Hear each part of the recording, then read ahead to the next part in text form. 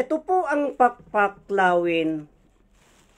Ang pakpaklawin na ito ay napakabisa po na panggamot sa goiter, sa mga bukol-bukol. Ang proseso po ng paggamit nito, linalaga po yung laman nito at iniinom. At yung kalahati naman po nito ay iniihaw po at saka ibinabalot sa daon ng saging at saka itinatapal dito. Ganyan po ang proseso. Pag goiter po ang ginagamot, mga kaubayan. Ito po ay nababalot ng mga ugat-ugat niya. Ang proseso po ng pagtanggal ng ganito, ito po, kasi medyo makunat po ito, mga kaubayan, na ganun.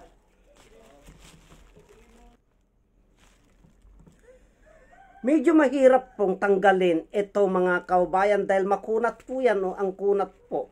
Kaya ang pagtanggal po nito, kumukuha po ng kutsilyo na ganito, tinatanggal po yan, kinakayas lamang po na ganyan yan, mga kaubayan. Yan, ganyan lamang po, ayan po ang laman niya. Tinatanggal po yan. Ito na po ang laman niya. Yan na po ang laman niya, mga kaubayan. Itong laman niya na ito, binabalatan po yan, saka po ipinapakulo at iniinom po. Ito, tinatanggalan po ng ganyan yan, binabalatan po yan. Kung nyo pong nakikita, yan po. At yung laman niya na yan, itong isang piraso na ganito, ay bali 3 gamitan na po, ay 2 gamitan na po ito. Yang laman niya na yan, hiwa-hiwain po ng maliliit yan. Saka po ipakulo at inumin. Ngayon po, yung kalahati po naman nito, iniihaw po yan, ibinabalot sa dahon ng saging. Pag naibalot na po sa dahon ng saging yan, pag naluto na po, pitpitin yan. Pitpitin yan, saka po itapal dito sa may bukol. Ganyan po, mga kaubayan. Ang amoy po nito ay maamoy nyo po parang singkamas lamang po yan. At ang lasa niya po, hindi po mapait yan. Wala pong pait yan pag iniinom po.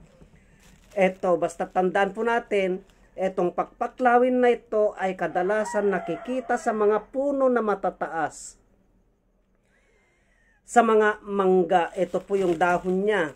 Kasi tuyo na po ito, mga kaubayan. Kasi pag sariwa pa po yan, ay wala pa pong laman yan. Kaya pag kinuha nyo po yan at medyo mahirap pong tanggalin, katulad nito, ang hirap pong tanggalin yan, yan. Makapit po yan. Nababalutan po ito ng laman. Pag natanggal po yan, makikita nyo yung laman niya. Yung laman niya, kumuha lamang po kayo ng kutsilyo, madali pong tanggalin yan, mga kaubayan. Ganyan nyo lamang po yan, o para lamang po kayong nagbubunot ng nyog. Ganyan lamang po ang proseso ng paggamit ng pakpaklawin.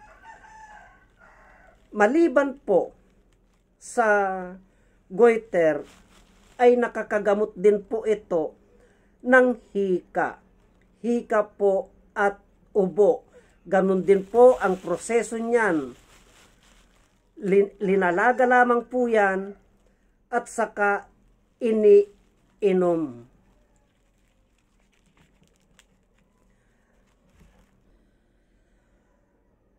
At pag marami po kayong nakitang pakpaklawin, mga kaubayan, ay pwede nyo pong ipatuyo ito. Pwede nyo pong ipatuyo ito, hiwa-hiwain nyo na ganon. Pag nahiwa-hiwa na ninyo na ganon, ibilad nyo po. Ibilad nyo po yan. Ibilad nyo po yan. Pag tuyong-tuyo na po yan, i-stack po ninyo. Pag ganito na po ang kulay niyan, pag tuyong-tuyo na po, i-stack po ninyo yan. Kasi hindi po masisira yan, mga kaubayan.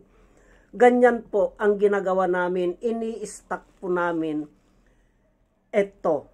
Para sa ganon, ay pag oras na kailangan po namin, ay may magagamit po kami. Ganyan po. Tandaan po natin mga kaubayan, ang pakpaklawin ay ito po. Mabisa po ito sa mga bukol-bukol, sa goiter, sa ubo, sa hika. Itong pakpaklawin na ito, basta't sundin po lamang natin yung tamang proseso ng pag-inom. Marami pong salamat.